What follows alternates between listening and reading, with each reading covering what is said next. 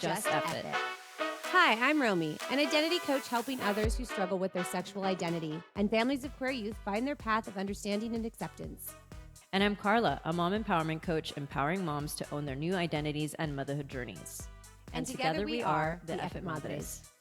We are here to invite you guys into stories of some inspiring madres who have changed their lives through an Eff It moment. So here we go. Just Eff It. Happy Monday. We're back together. It's happening more often. We are so happy about this. Our daughters just met for the first time. Yeah. Which is wild.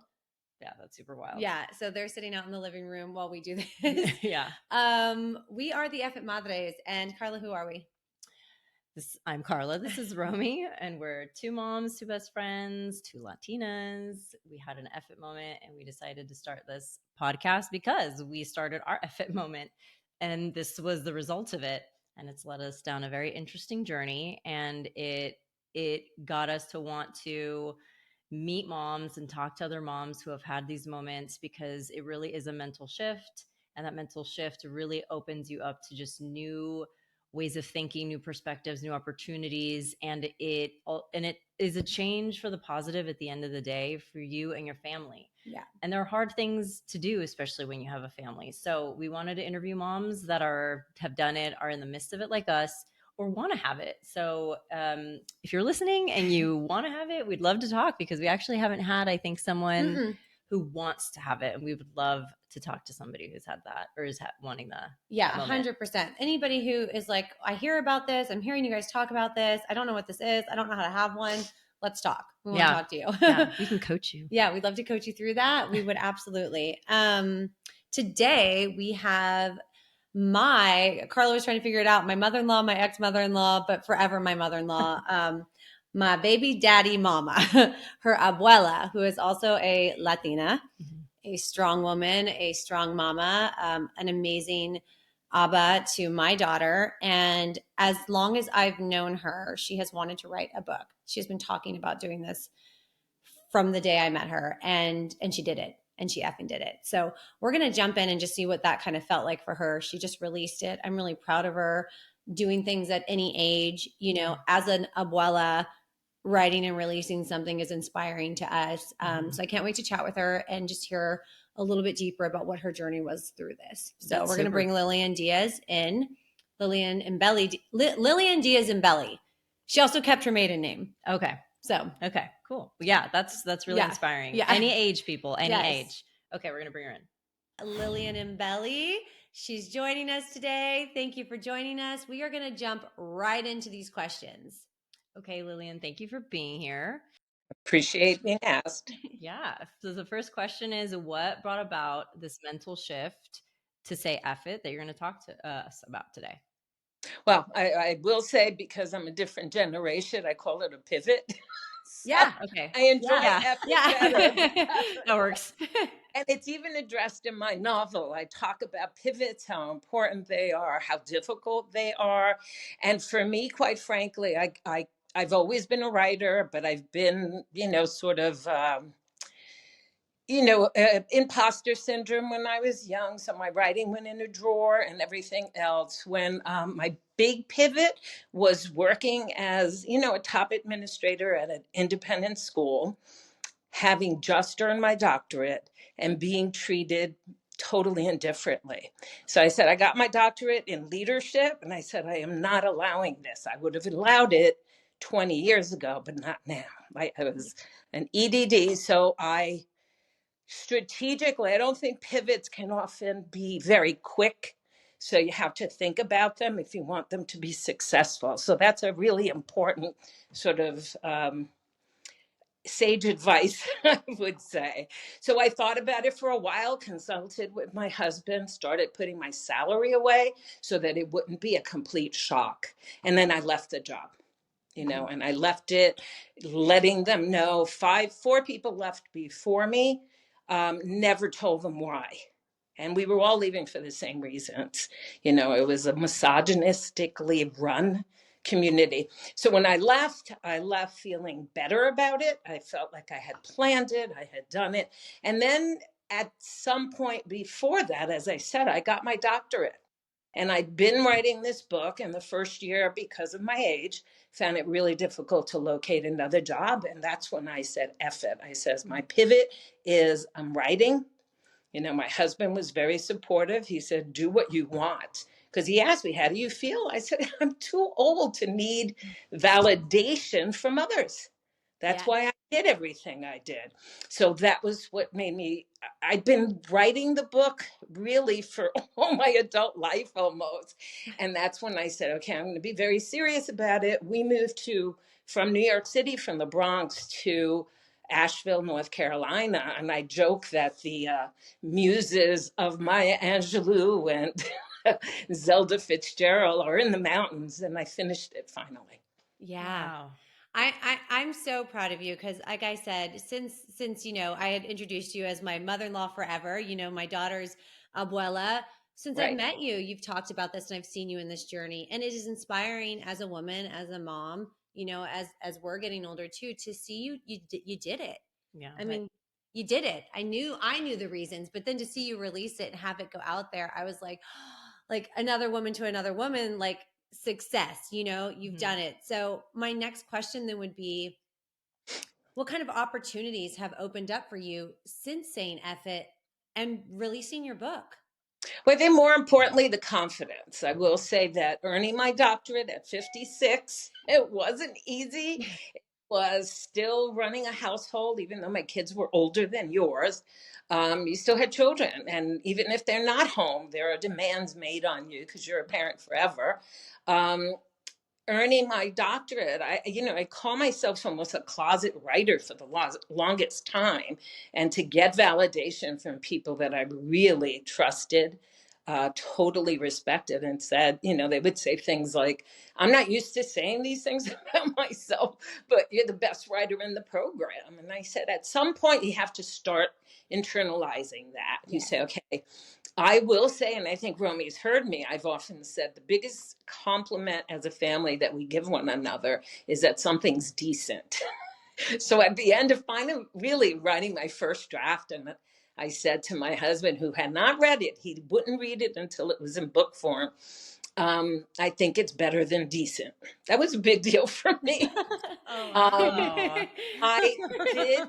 I am self-published, but I had one of the best developmental and copy editors around who said to me this was a resonant surprise. So that was kind of exciting. Um, and I started to feel not like an imposter, and I hate that term, but we all go through it. We all Bottom line. it. Yeah. So as I started, once it went through the editor, and people should know, even if you write a book, and Carla, you may have experienced this, you think it's fine, you can't see it critically after a while. Yes. Yes. And I will tell you, when you work with an editor, you have to trust them. And if you do, I will say that she would offer incredible gems. I think you need more of this. I think this character should be developed further. That's it. So I think people often think, well, editors will change your writing. Yeah, they make it better. Yeah. You do the writing. I did those corrections. Stuff came out of me that I never anticipated. Part of the novel is, magic realism. The realism is that you write from your gut, you write from your experience. So there are things there. I am a Bronx white Latina, and so is the main character. But magic is not real. and and that was the creative part, and that may have been the most satisfying part, because I knew in my head that I wanted to do that. I didn't know if I was capable. I think that a lot when you talk about having an editor help you, I think when you're doing something like this where you're putting a lot of your creativity into something, Mhm. and you have someone else that does chime in, you really have to put your ego aside, because I'm sure that probably can be difficult to hear someone say like, "Oh, you need to maybe rework this or do a little bit more here." And I would think that for me to hear that at first, I would be like defensive. It would almost feel like a defense mechanism, but then they're just there to make it better. They're there to help you, and you Yeah. have to be open to that journey of like letting the ego go aside and just, obviously it's worked out. I was looking at Amazon, and already you have a lot of reviews, and that's incredible. So you should be really proud of yourself. Well, I'll tell you a funny story, and Romy knows Michael. One of the first things that I published was called El Viejo, and it was about my grandfather.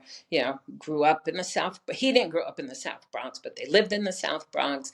And I had written something, first draft, because it was so organic, because he was my favorite person in the world. And I finally let go and I handed it to my husband. I said, "Would you read this? Give me some feedback." And we had a tiny little house. So I'm in the dining room. He's on the sofa. He asks me for a red pen. So now my blood is boiling. Well, especially when it's your husband like that. Yeah. I'm saying it really meant something. So he starts and I'm looking at him and I did say, "What are you effing rewriting it?" He got all, because you asked me to read it. I said, I know, but this is hard. Corrections he made, some I rejected, some I implemented, and I know that that's why it was published, because I finally said, if I'm going to be a good writer or reach readers, I should say, you could write all you want and you could be very happy with your stuff. But if you want others to read it, enjoy it, and have a message that's coherent, that has a beginning, a middle, and an end, hopefully is entertaining while people are reading it. You can't live in a vacuum. Yeah. I finally did. It's a big thing to do that. I mean, I'm not an author like you at all, but like, even when we just write our blog posts and I'll have my husband read the blog post, I immediately I'm like, oh God, what is he gonna say? But so far, so good. And the book came out, sharing it. Family can't write reviews. So in many ways it's good, because what's there is organic and it's true. But I do think, we think anyway, that family are our greatest critics. Yeah, sure. Yeah. So they should allow that. They should allow that in a separate section, because family is less restrained because they love you and they know you're not going to stop loving them, even if you hate your writing. For sure. So there's like the balancing act, dealing with organic reviews, dealing with family, and hate saying it, but knowing that family has liked it has meant a lot to me. Oh yeah. I think that's the ultimate validation. Right.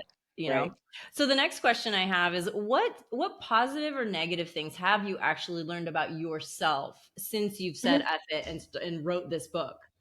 Well, I will say that I can now feel like using the term or the title writer. I feel it's legit, number one. I know I've improved. So people will respond, the beginning was different, the end I loved. Well, I'm a very different writer toward the end. The beginning was sort of creating sort of the world of the story. And that's fine. And then the ending is more of the magic, more of the creative piece. And as I said, I knew what I wanted to accomplish. I didn't know if I was capable of doing it. I didn't know if I'd be successful. And based on reviews, I think I have been successful. The hardest thing I will say in self-publishing is that you're responsible for all the marketing. So trying to be creative while also starting my second book, which is called In the Shadow. And it sort of picks up on where this one, among the Seeking Grace Among the Living finishes. So I've only written like part of the first chapter, and I've sent it to like my beta reader, the woman that reads everything I write. And she goes, "Geez, you really set off on a quick pace." It took off, and that's because I feel stronger about my writing. But it's I want to stop you for a second, because we talk about this and I feel like you're having that. We always say when you have an F it moment, you kind of get that confidence rolling and you start to have more and more and more because you know how to do it. So it feels like you had that moment and you wrote your book, and now you're effing doing it again because you've got that confidence moving. Now you're going to write a second one and release another one. Like, people don't understand the power of once we do it once. Yeah, that's a good point. We know we can do it. Yeah. And for me, it was the dissertation, the novel, the second novel. And the point is, I've always said this, you're not You're not perfect. And I heard this very important for any writer out there. Someone actually said to me, your best book is still in you. Mm-hmm. That was when I let go.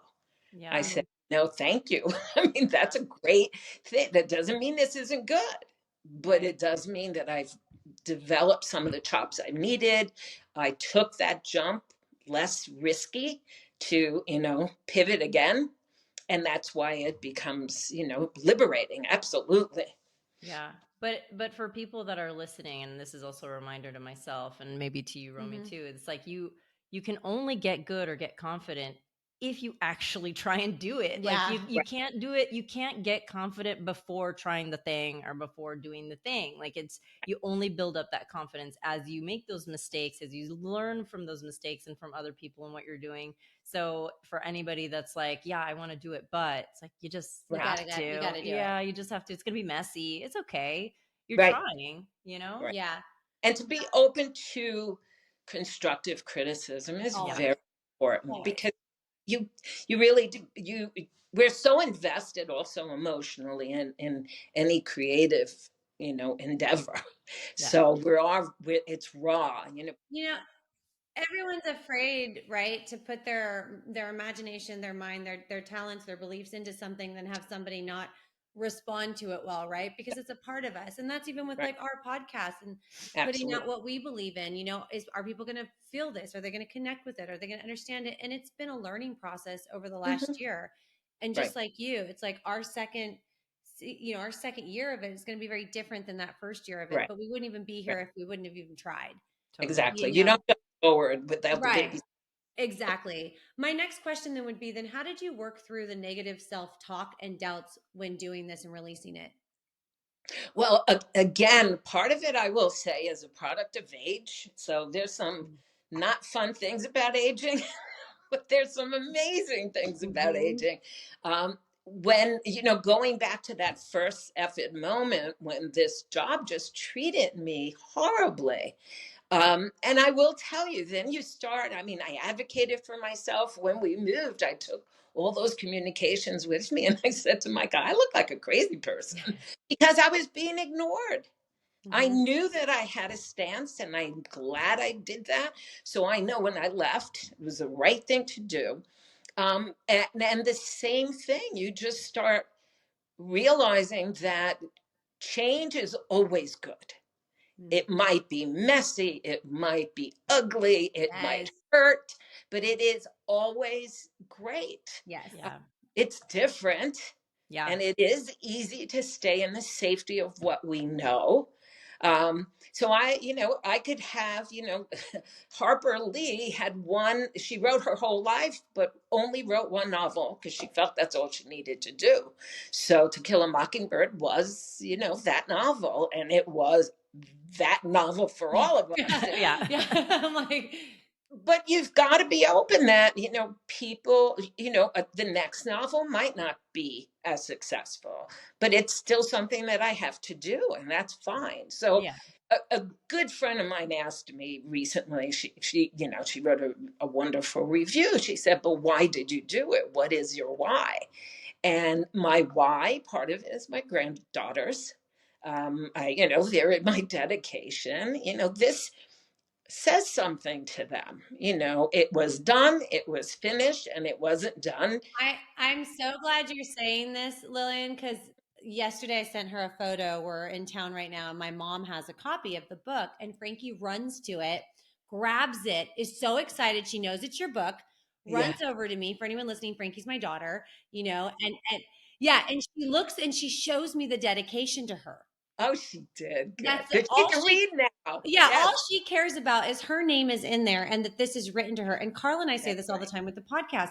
We want to have something to show our daughters. We want them to also be proud and see the conversations we're having and that we did it. And so Right. when you say like your why, and I ask people this every time I'm doing a coaching session, I have to understand my why, right? To push through all the hard stuff because it's the why Right. that helps me push through it and the why that helps you push through it. You've left something for your granddaughters to Mm-hmm. see as a strong woman. You did something. It's finished. It's out there. Like it's such a beautiful gift to give our kids. Yeah. Yeah. And it's so cool that she could read the dedication now. Oh, that's all she cares about is her name is in that book. That's super, super sweet.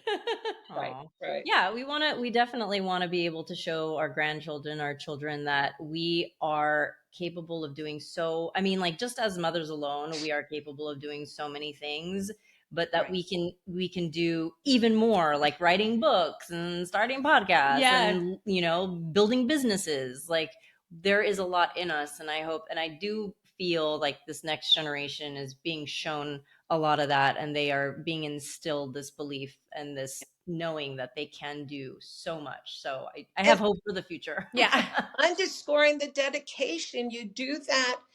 uh, I do feel that we don't live in a vacuum. Everything we do affects each other, and Yes.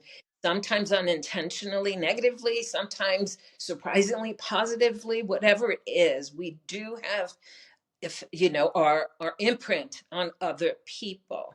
But our kids and our grandchildren need to know that when you do something, which was the dedication, I did this in many ways for them, for me, but you still do it even if you don't get that validation. So answering my friend's question about the why, I said to, you know, my girlfriend, I said, I didn't write it just for it to sit on a table.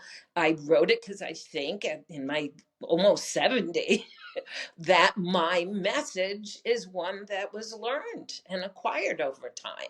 So I'm not saying everybody has to follow it, but I am saying that I do feel that I can embrace my voice. So I do want readers. I want readers to read it and hopefully enjoy it. And that's part of what you do it for many reasons, but you don't do it only for others, is what I'm trying to say. So if people don't like it, you've got to have, you know, that firm why as your compass. And then hopefully that's important, or the Yeah. most important. And not everyone is. And if you're trying to do things to try to please every single person, then you're going to be in a lot of pain, because Right. it's like art. Everything we do, some people are going to like it and some people aren't. Exactly. And that's just the It is reality. art. It is Yeah, art. yeah, Yeah. it is. It is. Yeah. So Lillian, I'm curious to hear you describe the Lillian that's sitting right here today versus the Lillian before you had this epic moment. That she's older.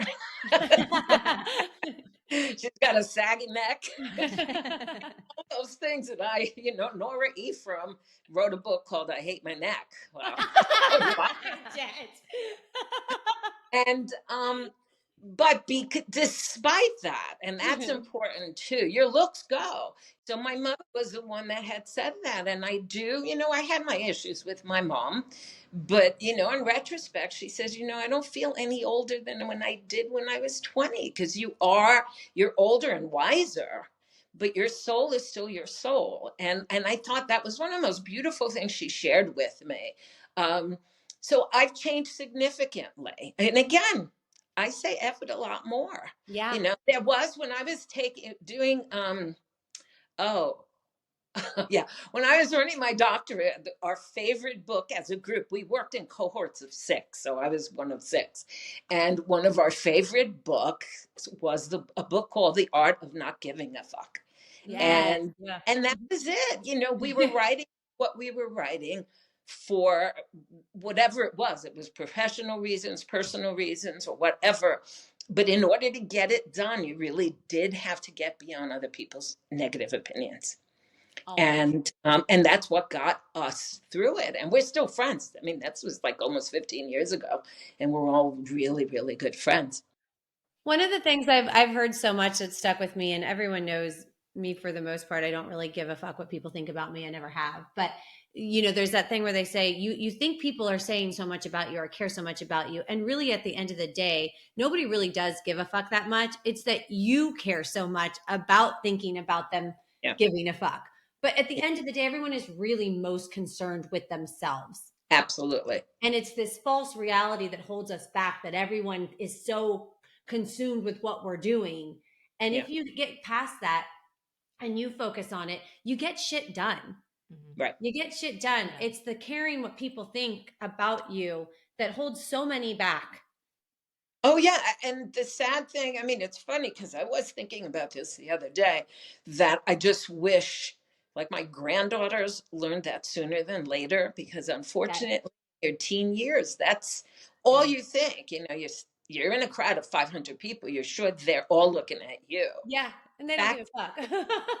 they really don't care. Yeah. Yeah. They Yeah. really don't care. They care Yeah. more about their hair being end of place. Yes. So this actually worked out really well to underscore. I got no makeup. I barely comb my hair because I thought I had an hour.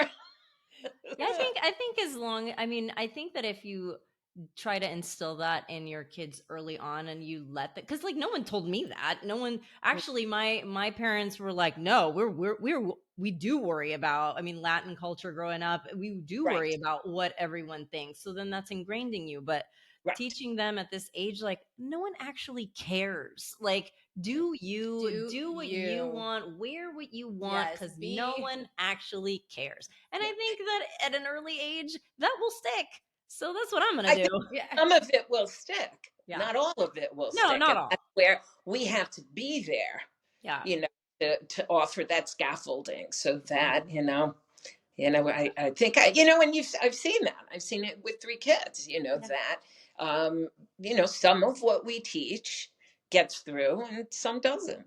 Yeah. We always say that we're like, we're in therapy now trying to fix all the things that, happened to us as children, right? As now women and adults, we're like, damn, we got to fix this. And then we want to make sure our kids don't have to go through as much therapy, but there's no way around that we're going to screw up here somehow. Oh, yeah. There's just, They can have their own angst because they're yeah. individuals. There's nothing we can do but our best to teach them these things, talk about Right. these things, open these conversations up. And again, really the biggest message is like, let them be open to who they want to be, right? And Well, in the novel also, I attended, my brother had just died unexpectedly, and I was scheduled to go on a retreat in following the steps of Ignatius to Spain and Italy.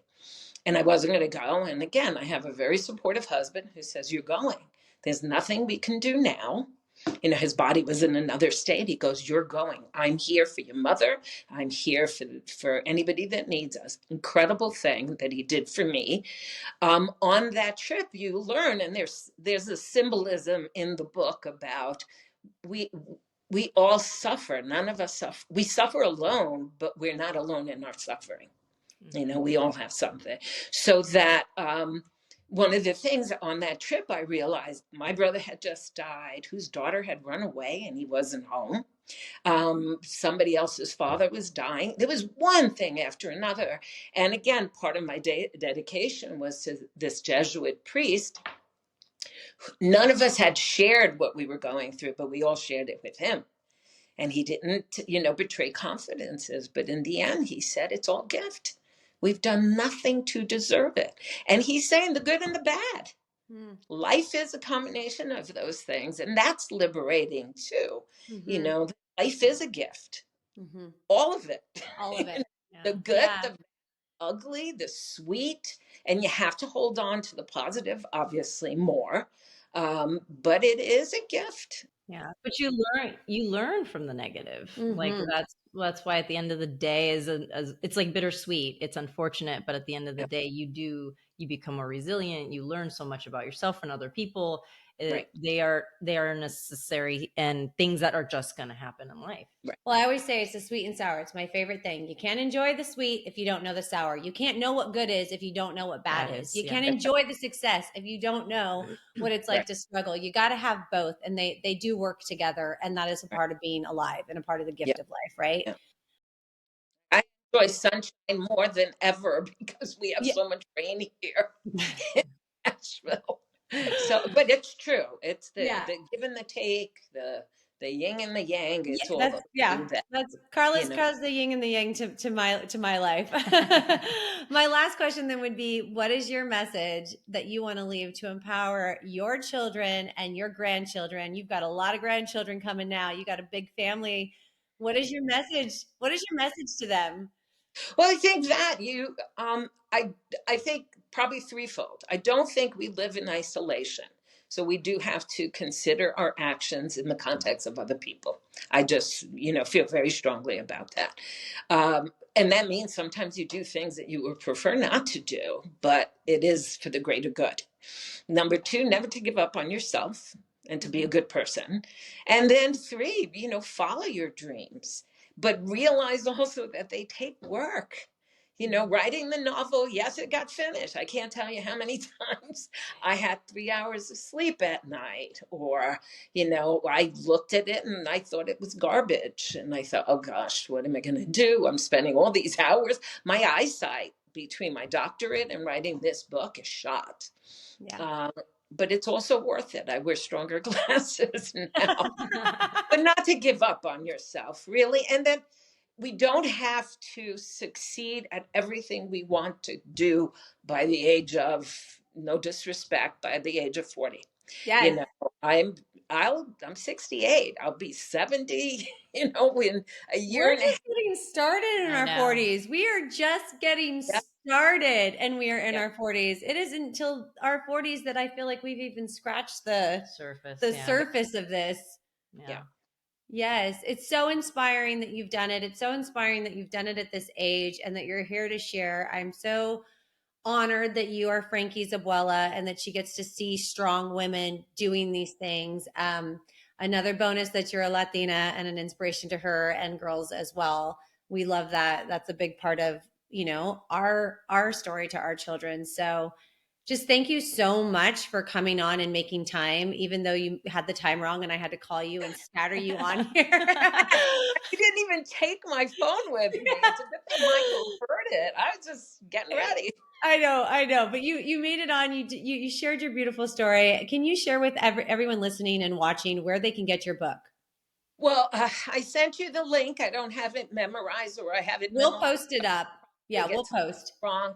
It is available on Amazon. I did mention that in honor of Women's History Month, I think from the 25th through that Friday, so Monday through Friday, I will offer the Kindle for free.